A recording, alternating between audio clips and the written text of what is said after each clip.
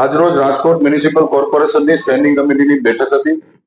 બેઠક પૂર્વે ભારતીય જનતા પાર્ટીના 66 કોર્પોરેટર અને રાજકોટ ભારતીય જનતા પાર્ટીના માનનીય અધ્યક્ષ ડોક્ટર માધવભાઈ દવેની અધ્યક્ષસ્થાનમાં પહેલગામની અંદર જે ભારતીય નાગરિકોની જે 28 લોકોની જે ત્રાસવાદીઓએ જે હત્યા કરી છે અને રાજકોટ શહેરની અંદર સિટી બસ ના ડ્રાઈવરની ભૂલના કારણે 4 રાજકોટના શહેરીજનોના જે મૃત્યુ થયા, તેમના દિવંગત આત્માને શાંતિ માટે રાજકોટ મહાનગરપાલિકાના સૌ ભારતીય જનતા પાર્ટીના કોર્પોરેટરે 2 મિનિટનું મૌન પાડીને આજની આ સ્ટેન્ડિંગ કમિટીની શરૂઆત કરી હતી.